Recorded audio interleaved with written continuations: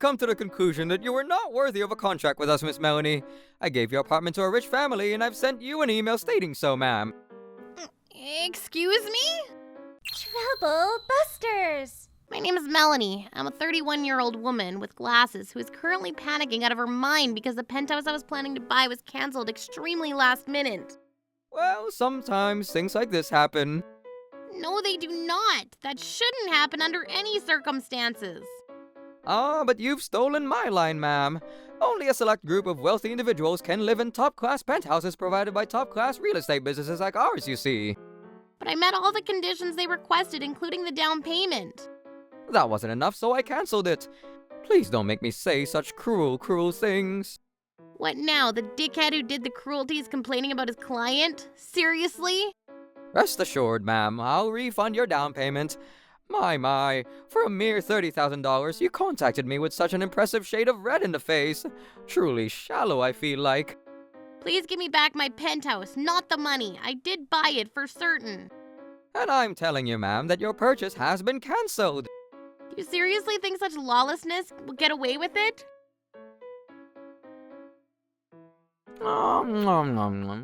That depends on the case. Yeah, I'm not going anywhere with you, stupid. Bring her to me. Oh, you mean Lynn? She was transferred to another branch. Oh no. That room you wanted to buy. Some people who seem to have 10 times more money than you were very willing to pay cash up front, and it was a done deal almost immediately. The deal was done long before you could ever blink, ma'am. Even if you could make a down payment, you may be unable to make payments in the future. Compared to that, it is completely safe and secure if they go all out on the liquid cash. It's obvious at but a single glance which client you're selling to, eh?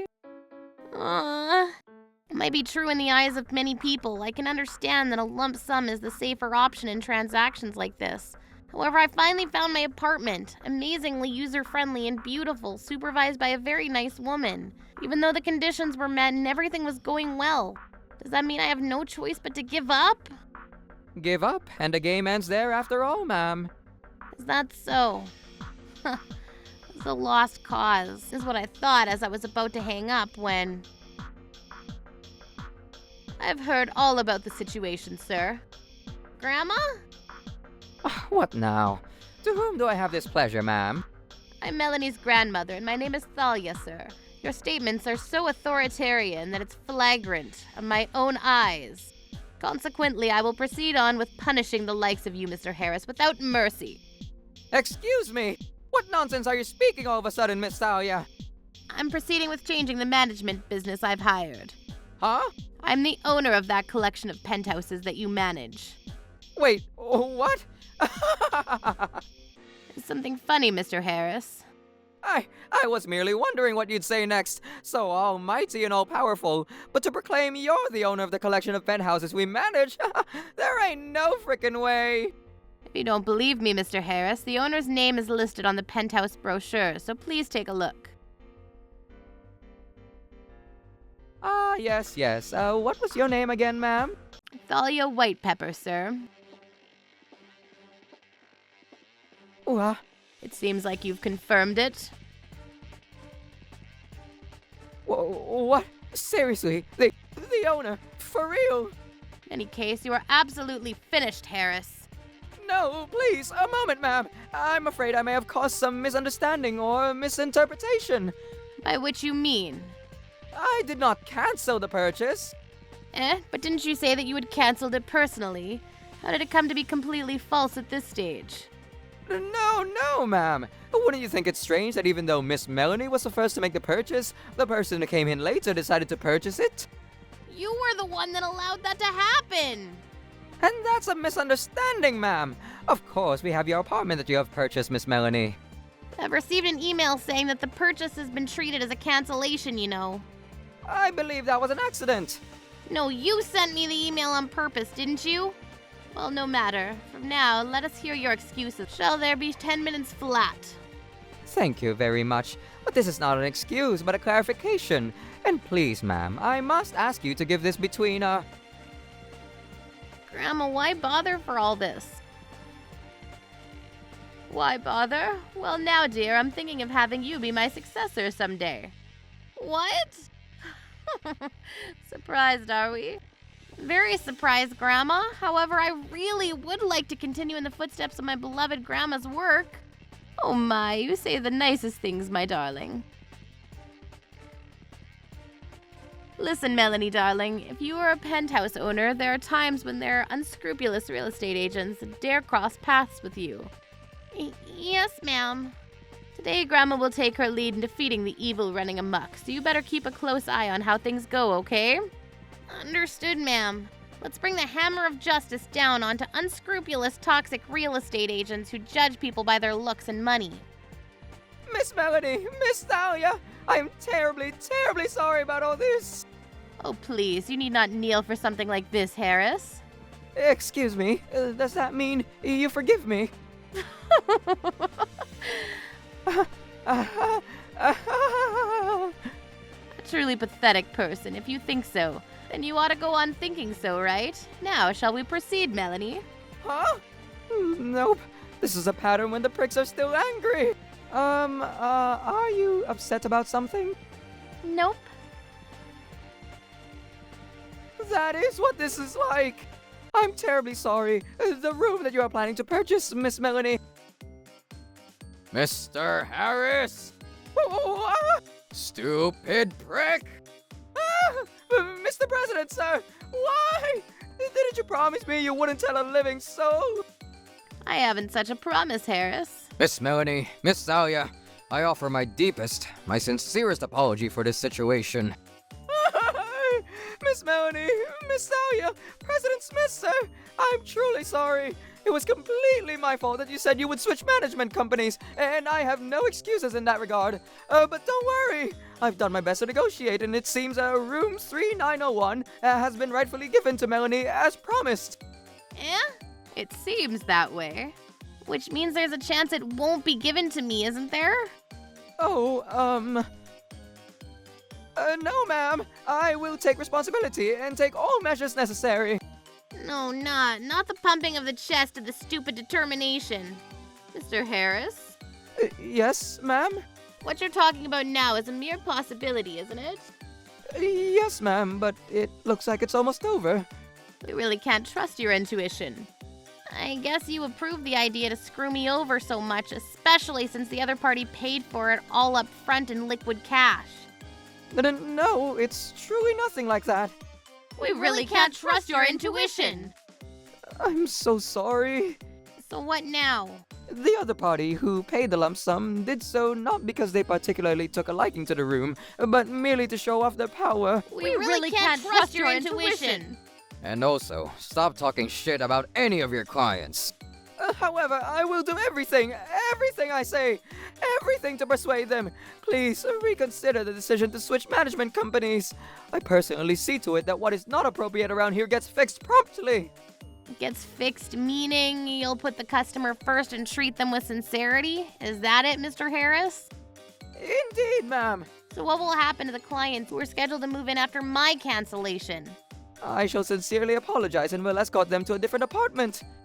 If that doesn't make them satisfied? I will persuade them. What if that doesn't work? That's... You have zero sincerity about you. You just want to be saved from all this. The client's feelings are only secondary. You just want to make Grandma Thalia swallow your excuses. Perish the thought, ma'am!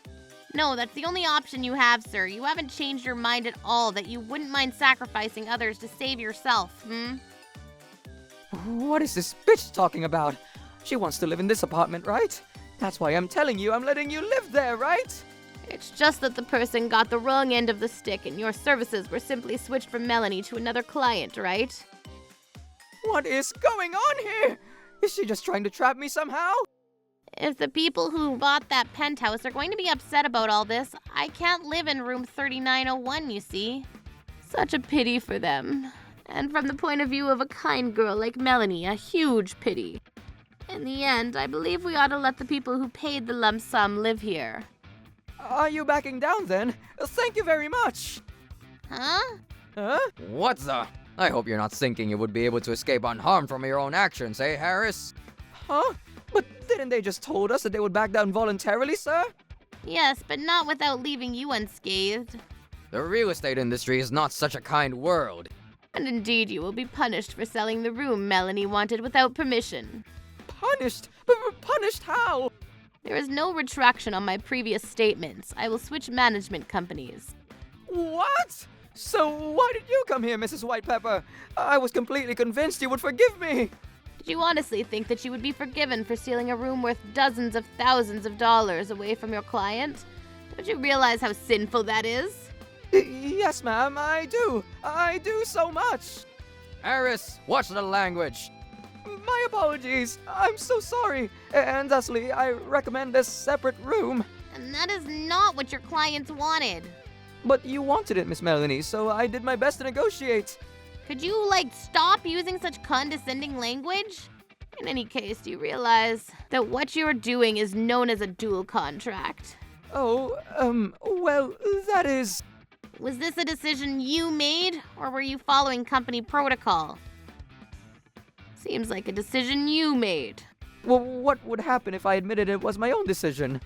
Well, let's see. How about you ask your Mr. President, who seems as white as Antarctica right now?